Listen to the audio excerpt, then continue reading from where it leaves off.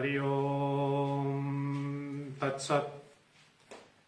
लोकाभिरामं रणरङ्गधीरं राजीवनेत्रं रघुवंशनाथं कारुण्यरूपं करुणाकरं त्वां श्रीरामचन्द्रं शरणं प्रपद्ये। मनोजवं मारुततुल्यवेगं जितेन्द्रियं बुद्धिमतां वरिष्ठं वातात्मजां वा नरयोत्तमोख्यं श्रीरामदूतं शरणं प्रपद्ये। श्री श्री सीतारामचन्द्राय नमः। श्री गुरु चरणकमलेभ्यो नमः।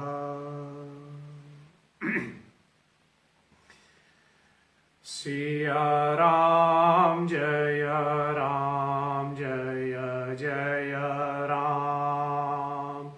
सिया राम जय जय राम। सिया राम जय जय राम। सिया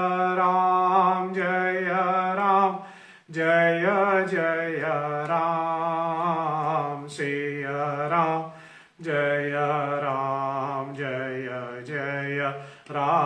सिया राम जय जय राम। सिया राम जय जय राम। सिया राम जय जय राम। सिया राम जय जय राम। सिया राम जय जय राम। सिया राम जय जय राम। रघुपति राघव राजा राम। रघुपति राघव राजा राम। पतित पावन सीता राम। पतित पावन सीता राम। सिया राम जय जय राम। सिया राम जय जय राम। सिया राम जय जय राम। सिया राम जय जय राम। हरे कृष्णा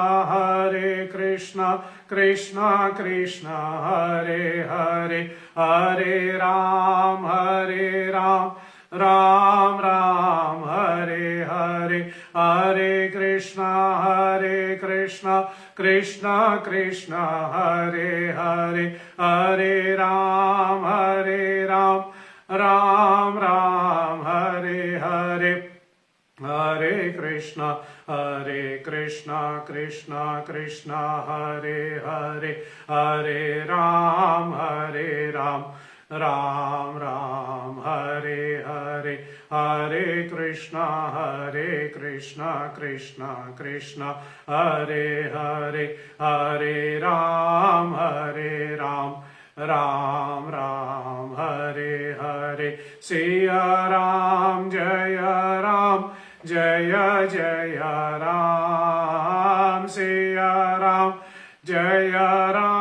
जय जय राम सिया राम जय राम जय जय राम सिया राम जय राम जय जय राम जय जय राम जय जय राम जय जय राम जय जय राम।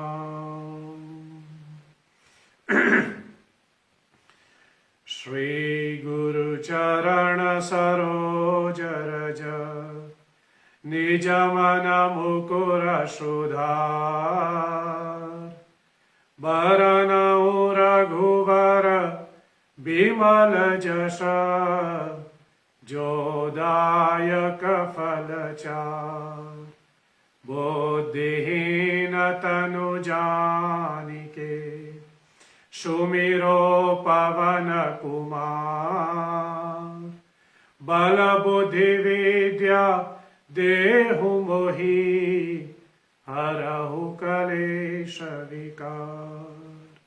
सियावर रामचंद्र भगवान प्रिय राम नाम भगवान प्रिय सद्गुरु भगवान प्रिय। नमः पार्वती पतये हर हर महादेव।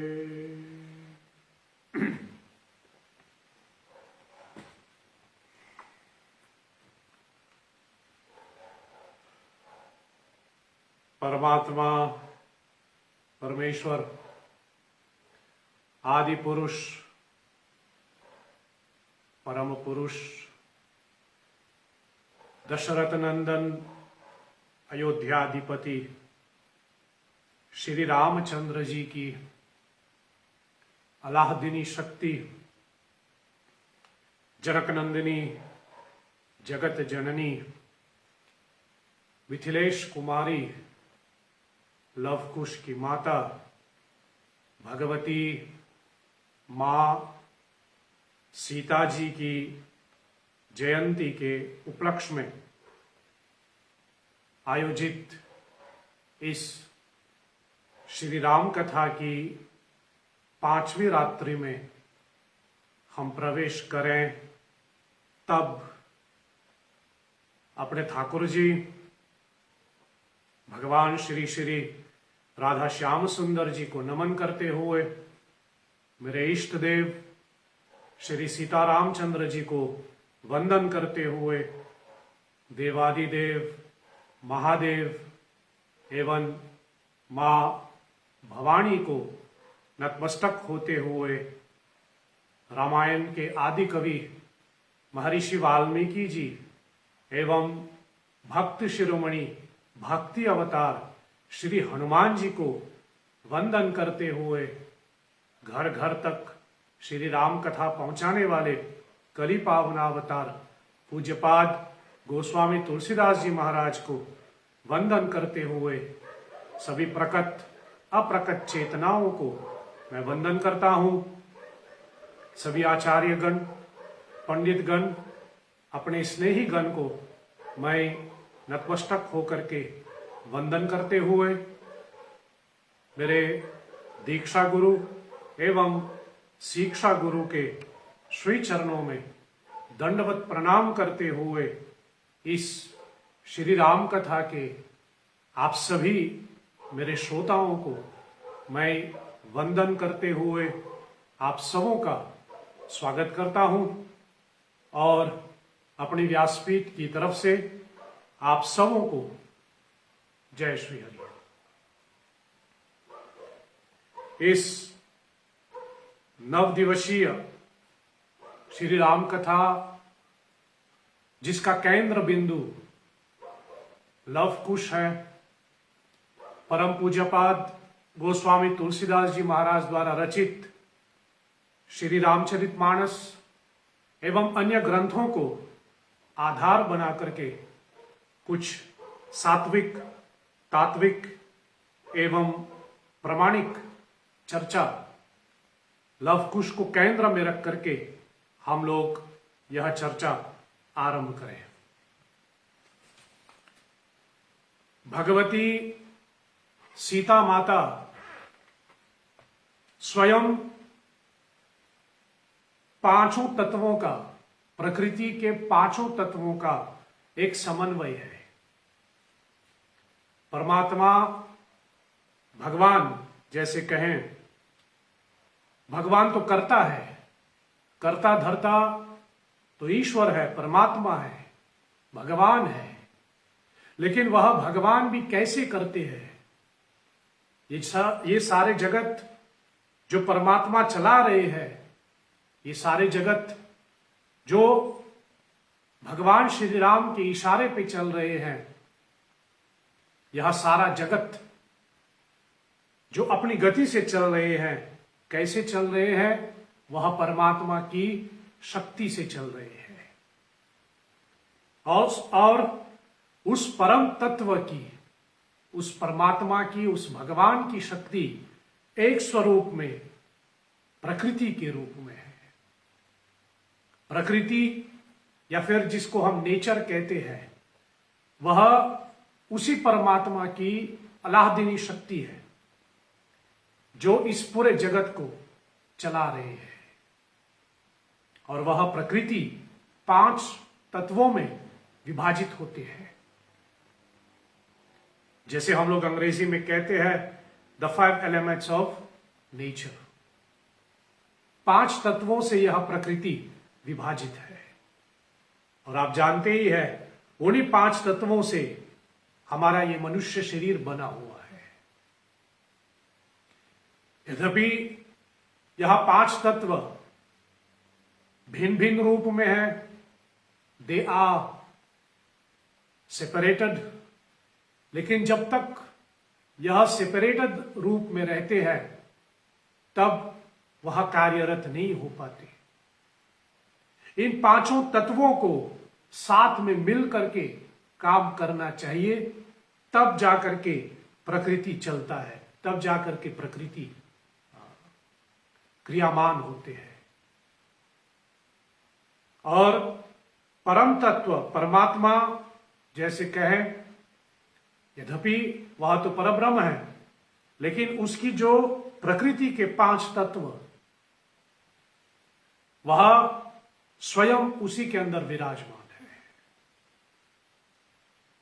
इसलिए भगवती सीता को यदि हम देखें तो 5 प्रकृति के 5 तत्व सीता जी के अंदर समाया हुआ है। प्रकृति के पहले तत्व जिसको हम अग्नि तत्व माने, और आप जानते ही है श्री राम कथा में सीता जी भगवान राम के कहने पर अग्नि में प्रवेश करती है।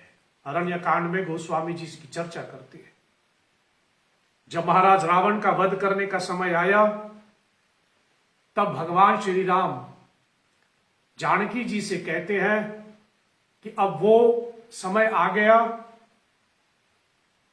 जिसके लिए हम धरती पे आए हैं, उसको हम संपन्न करें।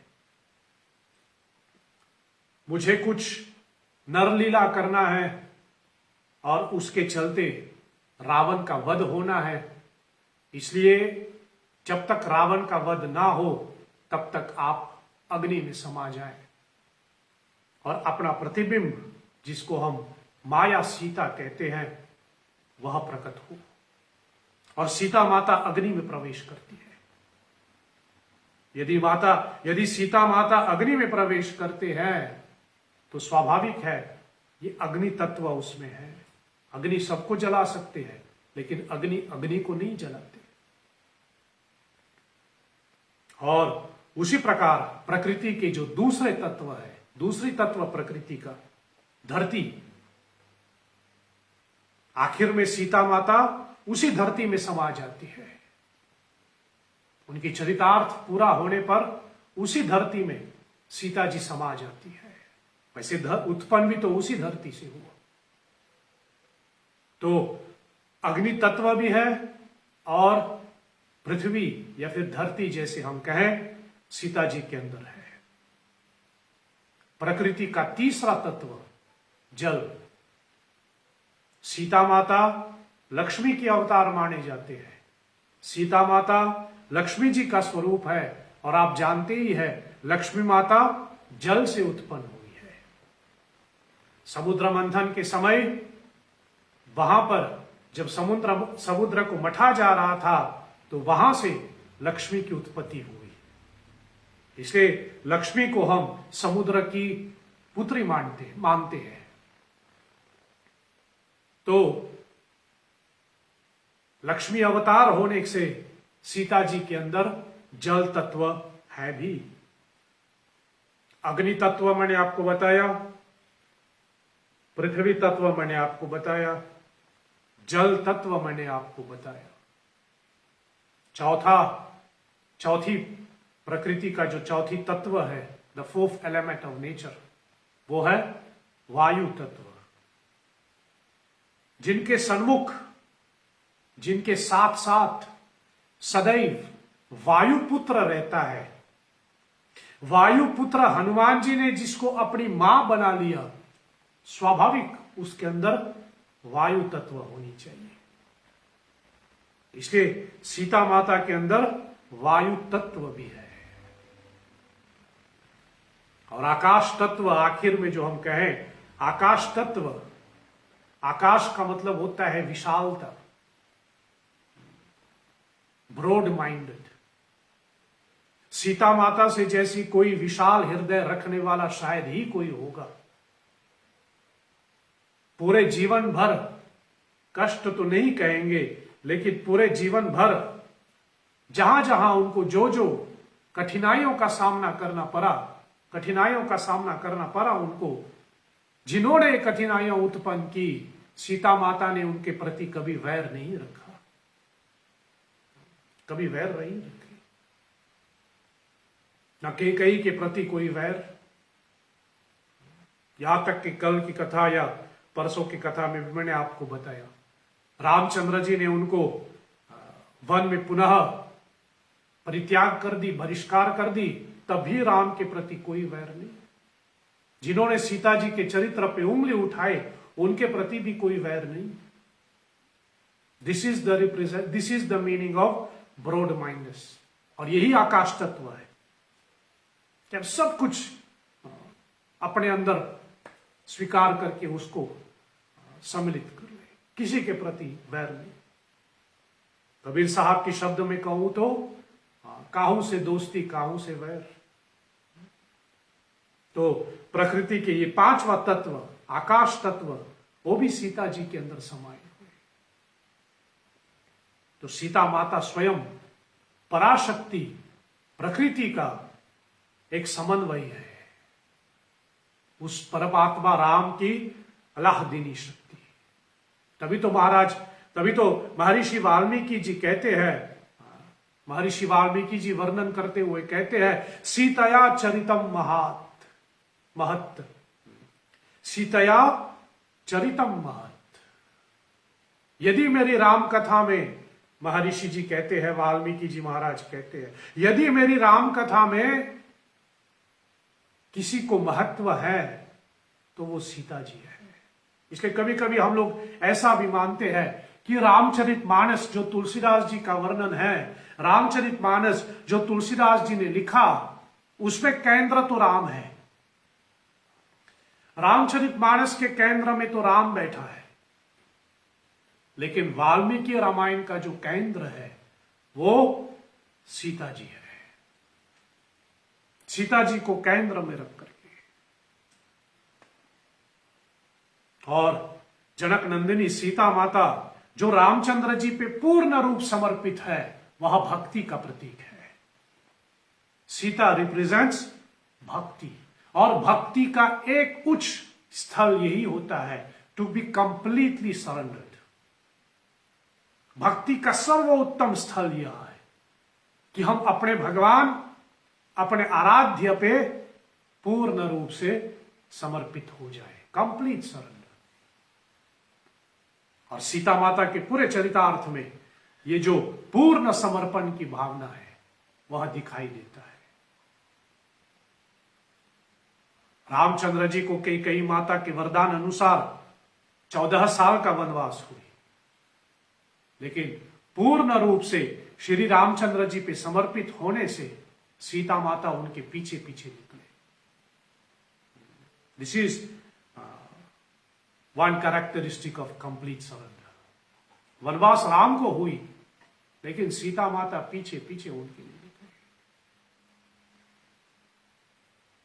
फिर उसके बाद शायद कहें रावण के वध के समय, जैसे मैंने अभी बताया, जब रावण के वध करने का समय आया तो रामचंद्र जी के कहने पर पूर्ण समर्पित होकर के वह अग्नि में समा जाती है,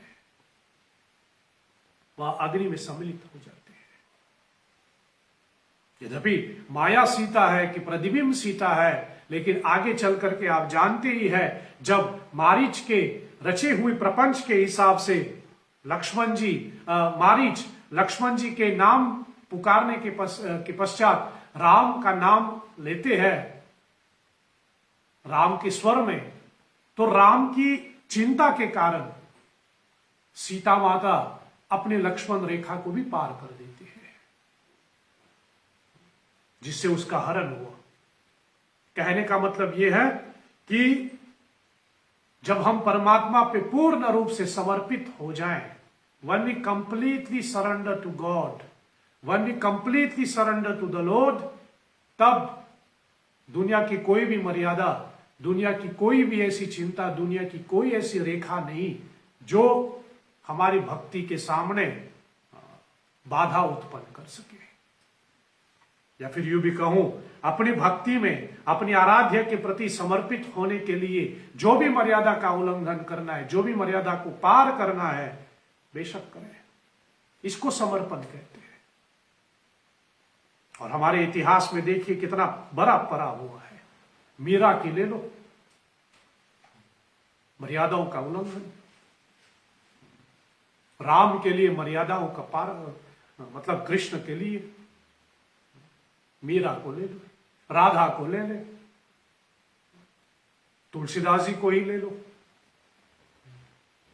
इतिहास में भरा पड़ा हुआ है। तो राम की चिंता के कारण सीता जी लक्ष्मण रेखा को पार कर जाती है। भले उसकी हरण हुई है कि क्या, लेकिन राम के प्रति पूर्ण समर्पण। आखिर में महाराज रावण के वध के पश्चात भगवान रामचंद्र जी के कटु वचन कहने पर भी वह अग्नि परीक्षा देने के लिए तैयार हो जाते हैं। वह अग्नि परीक्षा के लिए तैयार हो जाती है। यह उसकी समर्पण की भावना है। और आखिर में जैसे कहूं, सगर्भा रूप में जब वह गर्भवती थे, रामचंद्र जी के आदेश पे वह वन को चले जाती है। ध्यान देना, सीता माता वन को चली गई, अथवा यूं कहे सीता माता रामचंद्र जी के निर्णय को स्वीकार करके महल का परित्याग करके वो वन में चले जाते हैं, केवल और केवल श्री रामचंद्र जी के लिए, केवल और केवल श्री रामचंद्र जी के लिए। This is what we call complete surrender. Meera के शब्द में कहूं तो कहे, मेरे तो गिरधर गोपाल दूसरा न कोई। मेरे तो गिरधर गोपाल वो सही है, वो सही है, लेकिन इस पद में जो हमें स्मरण रखने वाली बात है, मैंने हनुमान जयंती के संदर्भ में एक रेडियो प्रोग्राम के अंतर्गत भी शायद इसके ऊपर भी चर्चा किए थे। बराबर जैसे हम कह रहे हैं, मेरे तो गिरधर गोपाल दूसरा न कोई, दूसरा न कोई जरूरी है। और हनुमान चालीसा की बड़ी प्रसिद्ध पंक्ति, राम रसायन तुम्हारे पासा, सदा रहो रघुपति के दासा। शब्द जिसके ऊपर ध्यान देना है वो है सदा, नहीं तो फिर आजकल दूसरा न कोई होता नहीं है, दूसरा न कोई नहीं होता आजकल।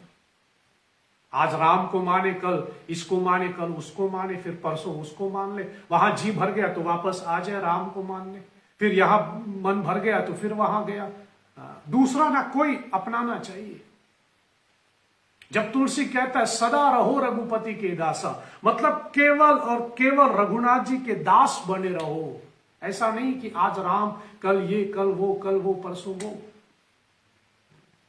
आज अपने आप को वैष्णव कहलाते हैं, कल अपने आप को शक्ता कहलाओगे, फिर उसके बाद ये कहलाओगे, फिर उसके बाद वो कहलाओगे। बहुत से ऐसे लोगों को देखने को मिलता है। शिवरात्रि के समय वहां शिव भक्त बनेगा, त्रिपुर लगाएगा, शिव जी की तरह रुद्राक्ष पहनेगा, फिर रामनवमी आते तो वैष्णव बन जाते हैं, अब राम जैसा करने लगे। फिर दुर्गा पूजा आते तो वैसे, फिर गणपति आते हैं, गणेश चतुर्थी आते हैं तो दूसरे ढंग से वो अपने आप के श्रृंगार करते हैं, जैसे गणेश जी के मानने वाले लोग करते हैं। फिर दिसंबर आ जाते हैं, नया साल, अंग्रेजों वाला पर्व, तो फिर वो अंग्रेज बन जाते हैं। ऐसा नहीं होना चाहिए। जब मीरा कहती है मेरे तो गिरधर गोपाल दूसरों न कोई जरूरी है, केवल और केवल, तो सीता जी केवल और केवल राम के लिए वन के लिए चले जाते हैं।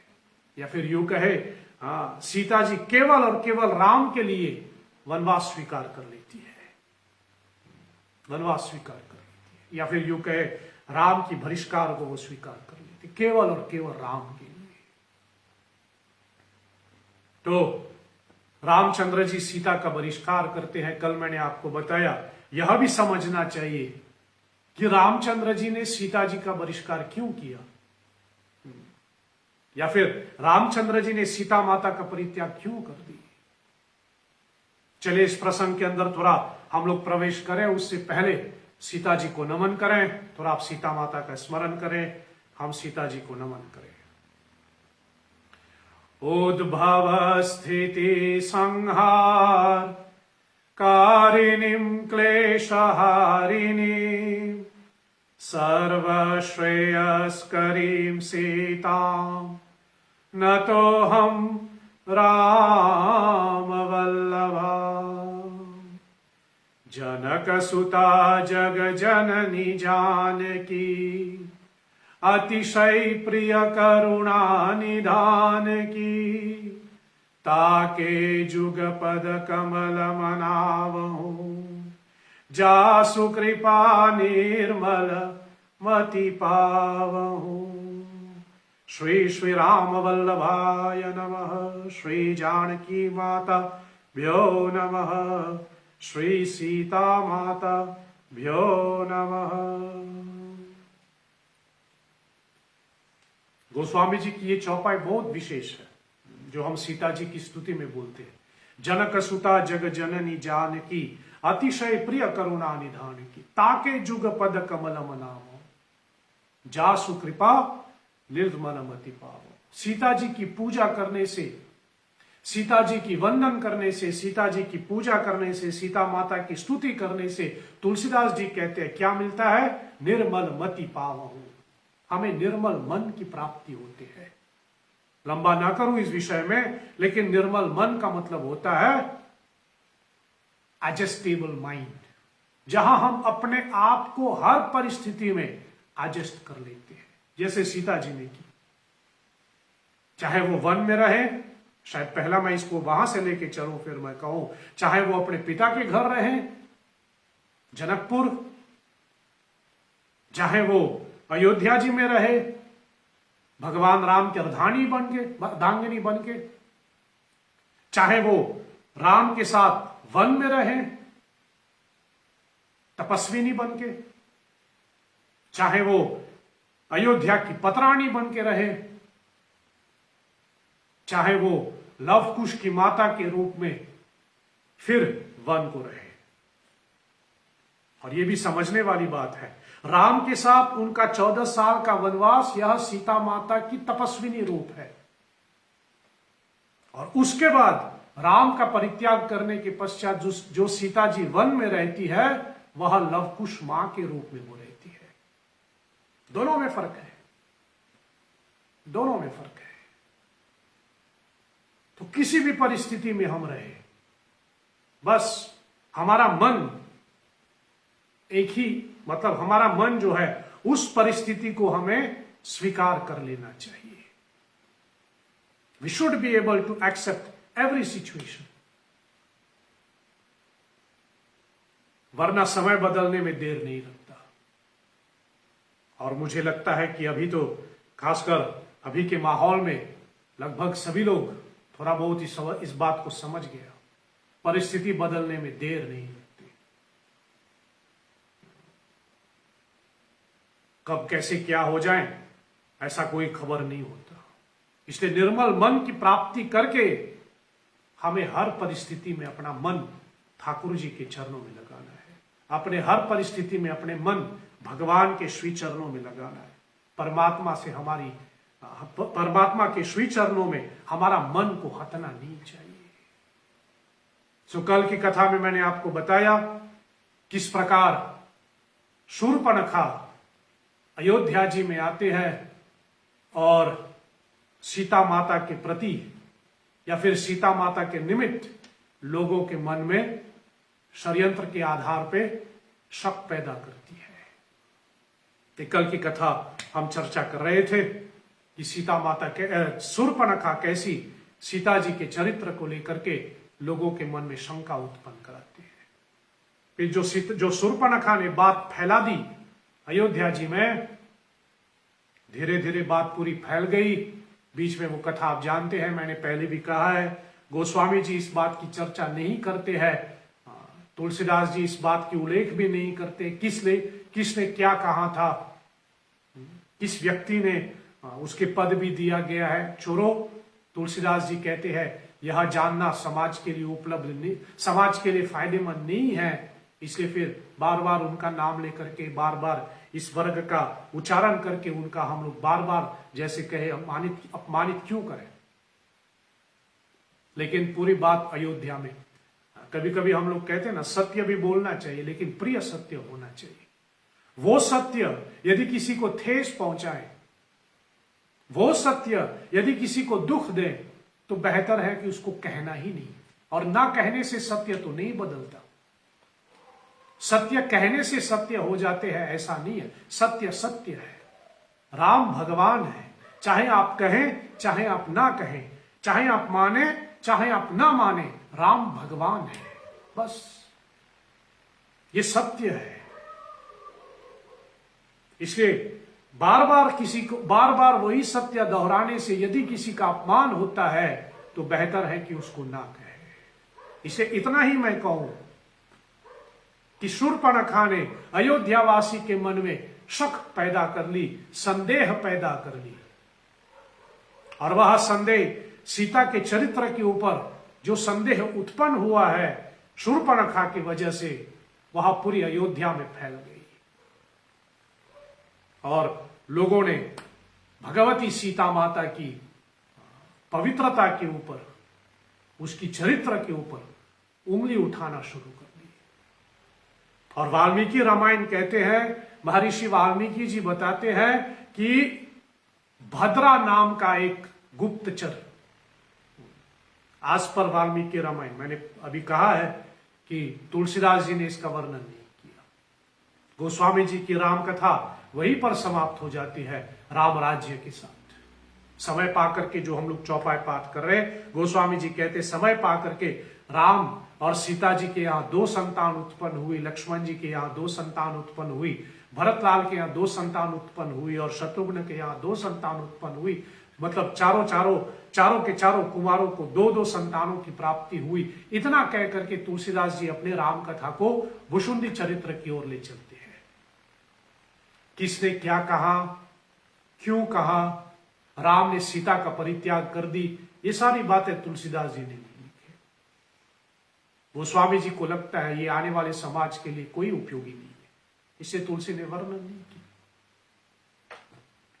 इसलिए वाल्मीकि रामायण में इसकी चर्चा होती है कि भद्रा नाम का एक गुप्तचर श्री रामचंद्र जी को, या फिर यूं कहे राज परिवार को या राजपीठ को, समाचार देने पहुंच जाते हैं कि लोग सीता जी के विषय में क्या बात कर रहे हैं। चलिए इस प्रसंग को थोड़ा आगे बढ़ाऊं, इससे पूर्व चौपाइयों का थोड़ा पाठ कर लें। रामचरितमानस की 2 चौपाई, एक बालकांड की 230वें दोहे और दूसरा उत्तरकांड की 25वें दोहे। बालकांड दोहा 230 एंड उत्तरकांड की दोहा 25। ये 2 चौपाई जो इस कथा का आधार है और जिसके आधार पे, क्योंकि दोनों चौपाइयों में सुंदर शब्द है, इसलिए इसके आधार पे हमने आपसे इस कथा के पहले दिन में निवेदन किया है कि आप रोज एक एक चौपाई अपनी फेसबुक के द्वारा श्री हरि सेवा संस्था के माध्यम से हम तक पहुंचाएं, जिसमें सुंदर शब्द है। और मैं फिर वही कहूं, बड़ी प्रसन्नता है कि रोज अच्छे अच्छे नई नई चौपाइयों को पढ़ने को मिलता है, जिसमें सुंदर सुंदर शब्द आते हैं। तो ये 2 चौपाई जिसमें सुंदर है, हम थोड़ा इसका पाठ कर ले। आपके पास चौपाई आ गई होगी और इसका पाठ करके फिर हम लोग आगे बढ़े। सिया रघुवर जी की कथा शुभ कथा गाए, सिया रघुवर जी की कथा शुभ कथा गाए, सिया रघुवर जी की कथा शुभ कथा गाए, मंगल भवन अमंगल हारी, मंगल भवन अमंगल हारी, द्रवहु सो दशरथ अजिर बिहारी, द्रवहु सो दशरथ अजिर बिहारी, मंगल भवन अमंगल हारी, द्रवहु सो दशरथ अजिर बिहारी, मंगल भवन अमंगल हारी, द्रवहु सो दशरथ अजिर बिहारी, सुंदरता कहूँ सुंदर करई, सुंदरता कहूँ सुंदर करई, छवि गृह दीप शिखा जनु बरई, छवि गृह दीप शिखा जनु बरई, सुंदरता कहूँ सुंदर करई, छवि गृह दीप शिखा जनु बरई, सुंदरता कहूँ सुंदर करई, छवि गृह दीप शिखा जनु बरई, सब उपमा कवि रहे जुथारी, सब उपमा कवि रहे जुथारी, केहि पत तरऊ विदेह कुमारी, केहि पत तरऊ विदेह कुमारी, तेहि पत तरऊ विदेह कुमारी, तेहि पत तरऊ विदेह कुमारी, तेहि पत तरऊ विदेह कुमारी, केहि पत तरऊ विदेह कुमारी, मंगल भवन अमंगल हारी, मंगल भवन अमंगल हारी, द्रवहु सो दशरथ अजिर बिहारी, द्रवहु सो दशरथ अजिर बिहारी, मंगल भवन अमंगल हारी, अहनिशि विधि मनावत रही, अहनिशि विधि मनावत रही, श्री रघुवीर चरण रति चाहि, श्री रघुवीर चरण रति चाहि दुई सुत सुंदर सीता जाए, दुई सुत सुंदर सीता जाए। लव कुश वेद पुराण गाए, लव कुश वेद पुराण गाए, लव कुश वेद पुराण गाए, लव कुश वेद पुराण गाए। दुई सुत सुंदर सीता जाए, दुई सुत सुंदर सीता जाए। लव कुश वेद पुराण गाए, लव कुश वेद पुराण गाए। सुंदरता कहूँ सुंदर करई, सुंदरता कहूँ सुंदर करई, सुंदरता कहूँ सुंदर करई, सुंदरता कहूँ सुंदर करई, सुंदरता कहूँ सुंदर करई। जय जय सिया राम, जय जय सिया राम, जय जय सिया राम।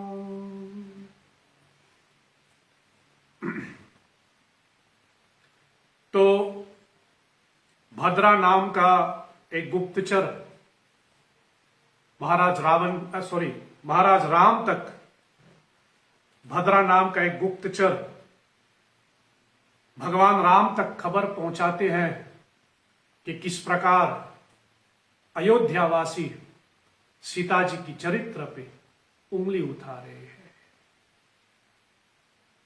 श्रोताओं, मैं आपसे कहूं, एक चीज हमेशा याद रखना, मतलब एक चीज इसमें स्मरण रखना चाहिए। सीता का परित्याग महाराज राम ने किया, सीता का परित्याग महाराज राम ने किया। जो रामचंद्र जी सीता जी से प्रेम करती है, जो रामचंद्र जी कहती है, जो जिस राम ने कहा कि सुंदरता कहूं सुंदर करई, जिस राम ने कहा कि सीता इतने सुंदर है कि वो सुंदरता को भी सुंदर कर देती है, वह राम तो सीता जी से बहुत प्रेम करती थी। जैसे उर्दू में कहें, बेइंतहा मोहब्बत थी दोनों के बीच में। राम और सीता जी के बीच का जो प्रेम था उसको कोई नाप नहीं सकते। और हमने पहले भी निवेदन किया, आप सभी जानते होंगे, विश्ववंदनीय गांधी बापू से एक बार कभी पूछा गया, महात्मा गांधी जी से पूछा गया कि आपने कभी कोई प्रेम कहानी पढ़ी है? Have you ever read a love story? तो गांधी जी ने जवाब दिया था, महात्मा गांधी जी ने कहा कि I have read the best love story of the world, and the best love story of the world is that of Ram and Sita. तो रामचंद्र जी जो सीता जी से प्रेम करते हैं, या फिर यूं कहे सीता के राम, वो तो बेइंतहा मोहब्बत करती है उनसे। परित्याग तो राजा राम ने किया है, परित्याग तो राजा राम ने किया है। सीता जी जो राम के प्रिय है, वो तो बहुत ही प्रिय है। सीता जब गर्भवती हुई, ऐसा कहा गया है कि मतलब वर्णन हुआ है कि सीता माता जब गर्भवती हुई, गर्भवती स्त्रियों को अलग अलग प्रकार की इच्छाएं होती रहती है। ये खाने की इच्छा, वो खाने की इच्छा, ये देखने की इच्छा, वो देखने की इच्छा, अलग अलग इच्छाएं उत्पन्न होती हैं मन में। तो कहा जाता है कि जब सीता माता गर्भवती थे, तो एक बार सीता माता को ऐसी गाय की दूध पीने की इच्छा हुई जिन्होंने अभी के अभी बछड़े को जन्म दिया। मतलब बछड़े को जन्म दिया, उसी समय की जो दूध है वो उसको पीने की इच्छा हुई। और राम सीता जी से इतने प्रेम करते कि लक्ष्मण जी को तुरंत भेज दिया, जाकर के ऐसी गाय को ढूंढो जिन्होंने अभी के अभी बछड़े को जन्म दिया, और उसका दूध ला करके सीता जी के लिए, उसका दूध ले आए सीता जी के लिए। सोचो कितना प्रेम करते होंगे। ऐसे ही बहुत वर्णन हुआ है। एक बार रामचंद्र जी से सीता माता कहती है कि लंका से वापसी आते समय मैंने एक ऐसे जंगल में मैंने बहुत से चंदन की लकड़ियां, बहुत से ऐसे चंदन की पेड़ को देखे थे, सैंडलवुड ट्री जैसे कहे। मैंने बहुत से ऐसे चंदन की पेड़ को देखे थे, और उन पेड़ों में एक जगह पर ऐसी एक पेड़ था जिसके ऊपर मधुमक्खियां बैठे थे, और वह मधुमक्खियां इतने आकर्षित लग रहे थे कि अब मेरी इच्छा हो रही है कि उन मधुमक्खियों के मधु को मैं थोड़ा चख लूं।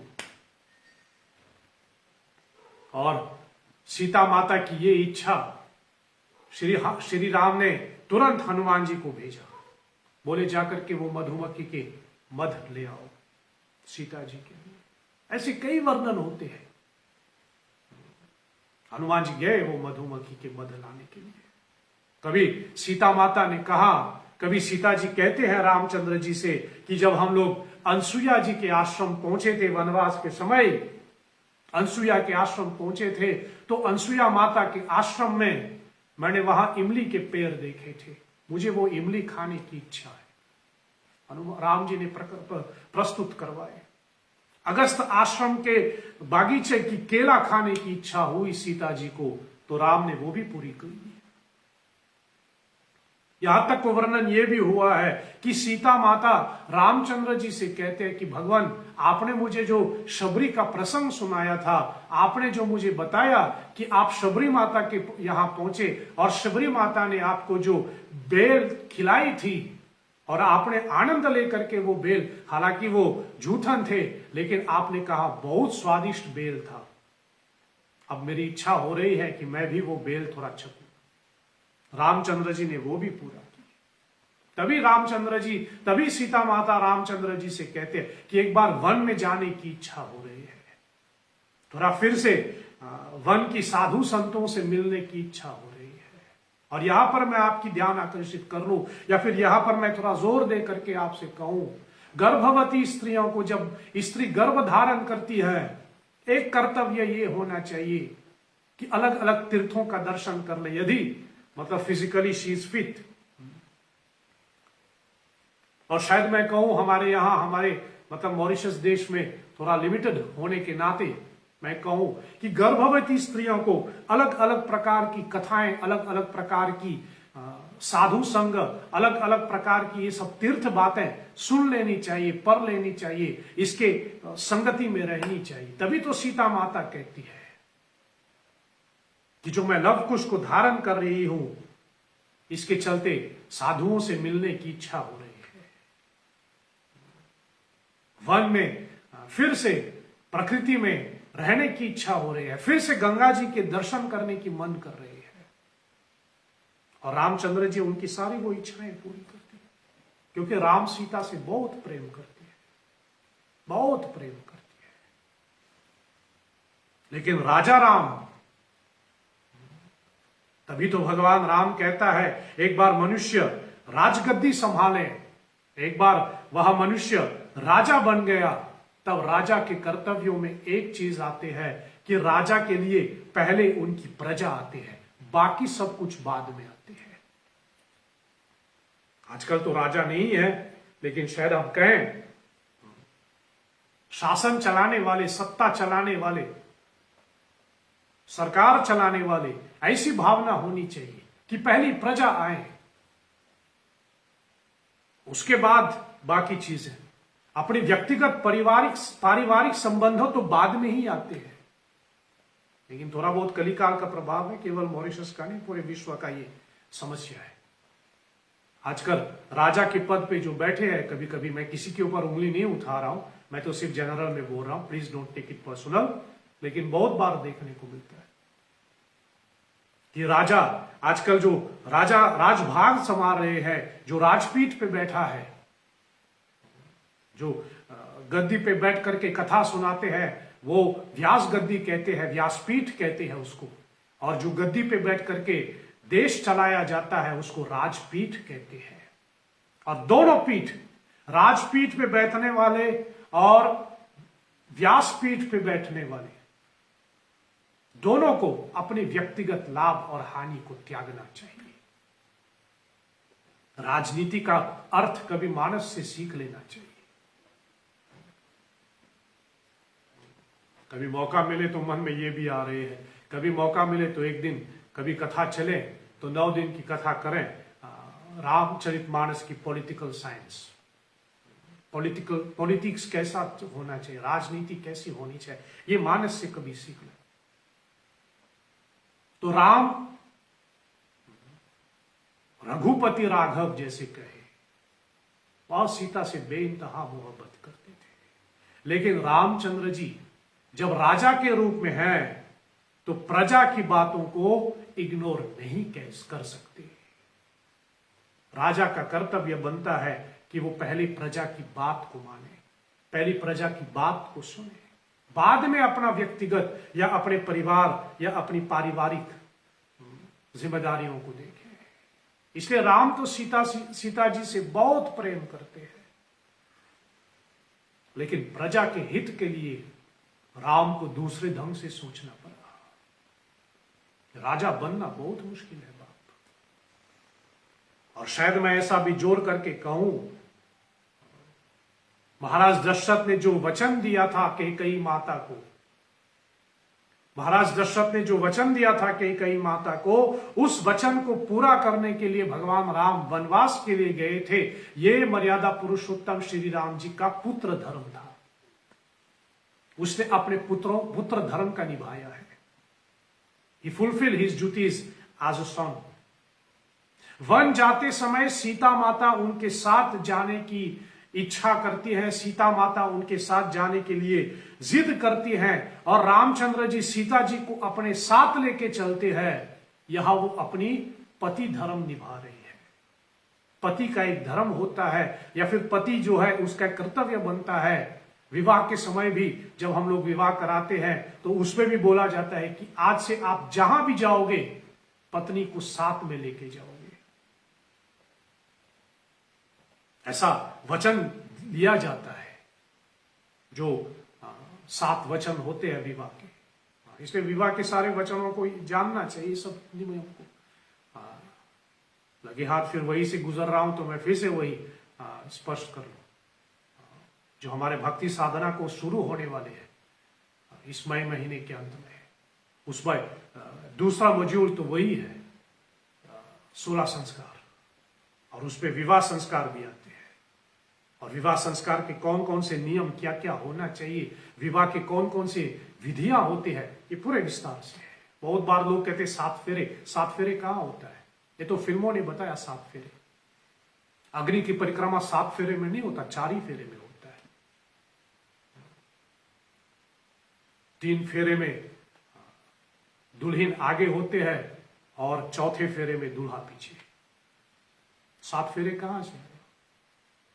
ये तो फिल्मों ने बताया, सो उसमें चला गया। खैर छोड़ो, लेकिन कहने का मतलब मेरा यह है कि इन संस्कारों को जानना चाहिए। We should know all these sanskar. इसलिए फिर मैं ये 16 संस्कार इसके ऊपर क्लास चलाता हूं। सो आप प्लीज ज्वाइन कीजिए ये भक्ति साधना course. This is where we can start. हमें समाज को सुधारना नहीं है, मैं किसी को सुधारने नहीं बैठा हूं। मैं बार बार कहता हूं, मैं खुद बिगड़ा हुआ, दूसरों को क्या सुधारूं, लेकिन कम से कम कहीं ना कहीं देयर शुड बी स्टार्ट कि हम इन सब विधियों को जानना शुरू करें। बहुत इन सब विधियों को लेकर के बिरयानी होता है यहाँ, ये समझना चाहिए। खैर, सो पति एक वचन ये भी देते हैं कि आज से जहां जाऊं पत्नी को साथ में लेके जाए, ऐसा उसका एक वचन है। तो रामचंद्र जी वन को चले जाते हैं। एक तो वो पिता के कर्तव्यों को पूरा कर रहे हैं, दूसरा सीता जी को साथ में लेकर के वहां अपनी पति धर्म को निभा रहे थे, और शायद मैं कहूं सीता का परित्याग करके वहां अपने राज धर्म को निभा रहे हैं। He fulfilled his duty as a son, he fulfilled his duty as a husband, and now he is fulfilling his duty as a king,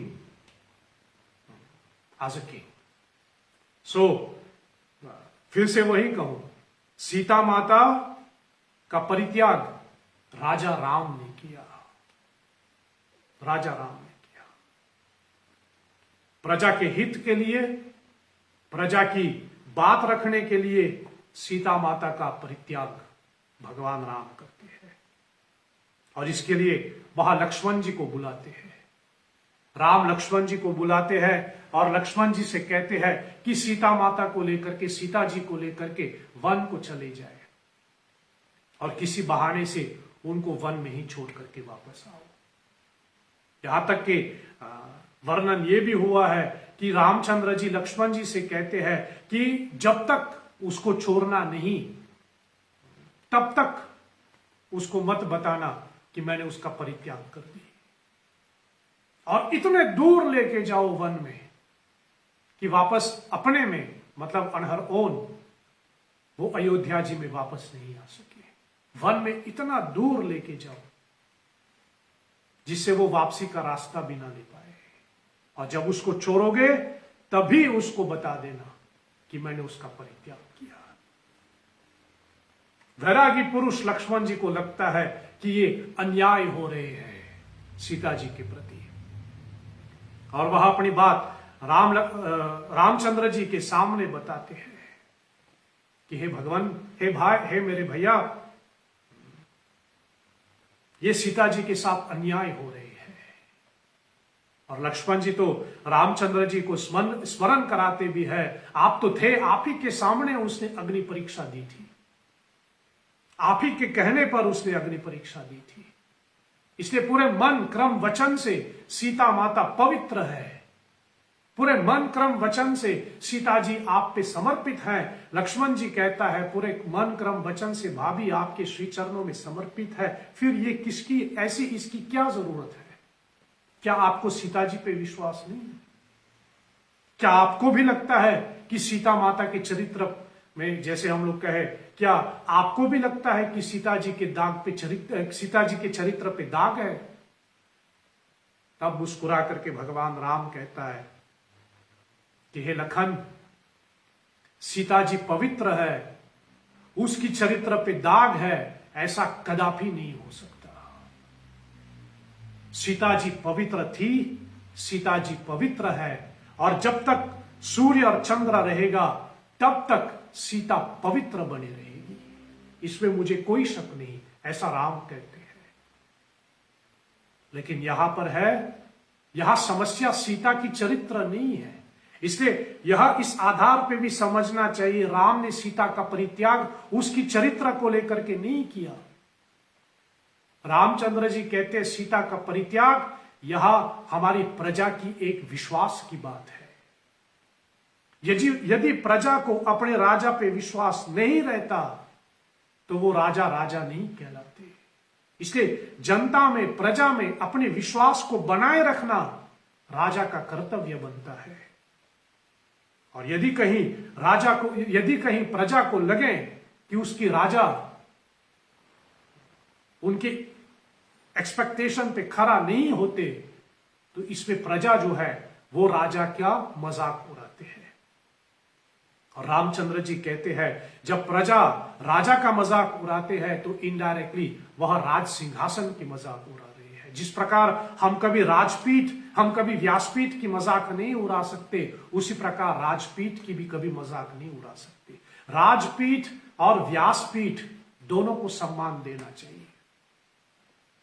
Ramchandra ji कहते हैं मेरे सीता तो पवित्र है, मेरे सीता के चरित्र पे कोई उंगली नहीं उठा सकते, मेरे सीता मन क्रम वचन से पूरी तरह से पवित्र है। लेकिन हे लक्ष्मण, पतरानी महारानी सीता का क्या कहूं, उसके चरित्र पे तो दाग लगा हुआ है। रामचंद्र जी कहते हैं ना, मैं इस राजपीठ की वजह से अपनी व्यक्तिगत विश्वास सामने नहीं ला सकता हूं। इसलिए हमेशा याद रखना चाहिए, राजपीठ और व्यासपीठ पे बैठने वाला व्यक्ति अपने व्यक्तिगत लाभ और हानि से ऊपर उठना चाहिए। व्यासपीठ पे बैठ करके और राजपीठ पे बैठ करके मनुष्य अपनी पर्सनल ओपिनियन नहीं रखते। इस व्यास गद्दी पे बैठ करके, व्यासपीठ पे बैठ करके व्यासवाचक अपनी बात नहीं करते, वहां तो महामुनि व्यास की बात कर रहे हैं। He is not giving his opinion, he is just stating what the scriptures are saying. You cannot give your personal opinion from the Vyaspeeth. आपकी व्यक्तिगत विश्वास जो भी है सो है, लेकिन व्यासपीठ पे बैठ करके व्यक्तिगत बात नहीं होते। उसी प्रकार राजपीठ पे बैठ करके व्यक्तिगत बात नहीं हो सकती। इसलिए मुझे प्रजा की बात मान लेनी चाहिए। और संक्षेप में थोड़ा जल्दी करके आगे बढ़ूं, समय भी निकल गया। रामचंद्र जी कहते हैं, यदि मैं प्रजा की बात नहीं मानते तो फिर मेरा शासन व्यर्थ जाएगा, तब राम राज्य नहीं होगा। राम राज्य का एक लक्षण होता है कि राजा प्रजा की बात मानते हैं। लक्ष्मण तो यह भी कहते हैं, आप तो राजा है, आप नियम को तो भी बदल सकते हैं। उल्टा लक्ष्मण जी तो ये भी कहते हैं, महाराज रावण से जो मैंने राजनीति सीखे थे, पॉलिटिकल साइंस जो मैंने सीखा था महाराज रावण से, उस पे बताया था महाराज रावण ने कि राजा के पास विकल्प है। The king has the choice to change the rule. मुस्कुरा करके भगवान राम कहते हैं, हाँ ये लंका में हो सकता है, किष्किंधा में भी हो सकता होगा, लेकिन अयोध्या में ये नहीं हो सकता। अयोध्या का राजा रघुवंश है और रघुवंश अपने वचनों पे अटल है। और एक बात भगवान राम कहते हैं, बड़ी सुंदर बात है, रघुवंशी आत्मा से शासन करता है, अहम से नहीं। भगवान राम की इस सूत्र के आधार पे मैं आपसे कहूं, हमेशा अपने कर्तव्यों को आत्मा से निभाओ, अहम से नहीं। अहम माने मैं। अपने सभी कर्तव्यों को आत्मा से निभाओ, पूरे मन लगा करके निभाओ, अपनी व्यक्तिगत मैं के साथ नहीं, अहम के साथ नहीं, आत्मा के साथ निभाओ। और रामचंद्र जी ये भी कहते हैं, कुल की रक्षा करने के लिए स्त्रियों को सदैव आगे आते रहना चाहिए। और मर्यादा और रघुकुल के रक्षा करने के लिए कभी कई आगे आए, और आज सीता जी की बारी है। इसलिए मुझे पूर्ण विश्वास है, राम कहते हैं कि जब तू सीता जी को बताएगा कि मैंने उसका परित्याग कर ली, सीता जी समझ जाएगी, इसलिए तू जाकर के उसको वन में छोड़ दे। लक्ष्मण जी तो ये भी कहते कि हनुमान जी को बोल दो करने के लिए, लेकिन राम कहते नहीं, ये राजा राम का आदेश है, ये तेरे बड़े भाई का आदेश है। तभी लक्ष्मण जी कहता है, जैसे कहे लक्ष्मण जी कहता है, I hate being your younger brother. आपकी अनुज होने में अभी मुझे गुस्सा हो रहे हैं, काश कि मैं आपका अनुज नहीं होता। उसी समय मुस्कुरा करके राजा राम कहते, कोई बात नहीं, तेरी ये इच्छा भी मैं पूर्ण कर लूं। अगले अवतार में जब मैं कृष्ण बन के आऊंगा ना, तू मेरा बड़ा भाई बन जाना। इस अवतार में तू छोटा भाई है, छोटे भाई होने के नियमों का, कर्तव्यों को निभाओ। अगले जन्म में मैं बड़ा भाई बन जाऊंगा, और तू बड़ा भाई बन जाना, मैं छोटा भाई बन जाऊंगा। इसलिए कृष्ण अवतार में लक्ष्मण जी बलराम के रूप में कृष्णा जी से बड़े बन के आए। तो रामचंद्र जी आदेश देती है और सीता जी का परित्याग करने के लिए लक्ष्मण जी को भेजते हैं। और रामचंद्र जी और लक्ष्मण जी सीता माता को लेके जाते हैं। और लेकिन समझाने वाली बात मेरा ये था आज के लिए कि राम ने सीता का परित्याग क्यों किया, ये समझना है कि राजा राम ने किया है। राम सिया जी के राम ने नहीं, मर्यादा पुरुषोत्तम राम नहीं, अयोध्या के आदिपति राजा राम ने सीता का परित्याग किया, वो भी प्रजा के हित के लिए। इस प्रसंग में और भी सूत्र आगे निकलता है, लेकिन इसकी चर्चा मैं कल करूं। आज इसको मैं यही विराम देता हूं। कल मैंने एक प्रश्न नहीं, एक निवेदन किया था आप लोगों से कि what are the categories of mother. इसके ऊपर मैं थोड़ा बोलने वाला था, लेकिन समय नहीं मिला। कल इसके ऊपर अवश्य बात करूंगा। लेकिन मुझे किसी एक हमारे श्रोता ने, खासकर मैं जानता हूं ये कातरबोन सेंटर से आते हैं, और आपने मुझे जवाब दिया, अच्छा लगा। The different categories of mother आपने लिखा, जगत जननी माँ, गुरु माँ, दाई माँ, नानी माँ, दादी माँ, जन्म देने वाली माँ, भूमि माँ, मासी माँ, और दो तो मैंने खुद जोड़ दिया था, मदर इन लॉ और सिंगल मदर। सो ये माँ की अलग अलग कैटेगरीज है और इसमें से एक दो चले इसकी चर्चा मैं कल करूंगा। आप में भी अगर कोई किसी और की विचार है, what are the different categories that we can classify mothers. मैं फिर से कहूं, माँ होती है, किसी कैटेगरी में नहीं आते, लेकिन फिर भी द डिफरेंट कैटेगरीज, एक तो मैंने कहा सिंगल मदर, एक होता है मदर इन लॉ, और आपने भी उसमें एक दो जोड़ दिया। सो आपके पास भी अगर कोई ऐसी विचार है, the different categories we can classify mother, so please do send मी।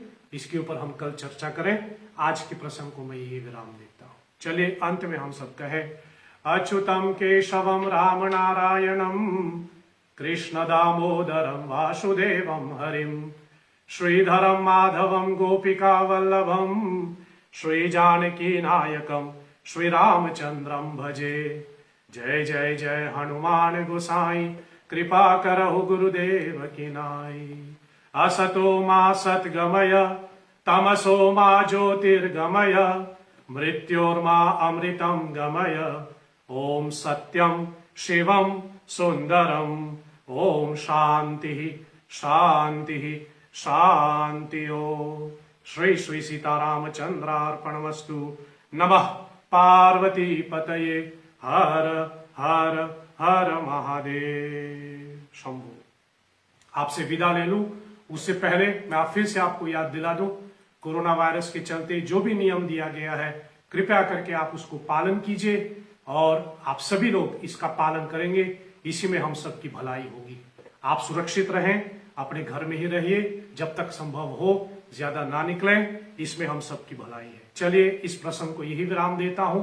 कल बराबर मॉरिशस टाइम अनुसार रात्रि के 8:15 बजे 8:15 हम इस कथा को और आगे बढ़ाएंगे। मैं आशा करता हूं कि आप पुनः हमारे साथ जुड़े रहेंगे। बहुत धन्यवाद, साधुवाद, शुभ रात्रि, जय श्री राम।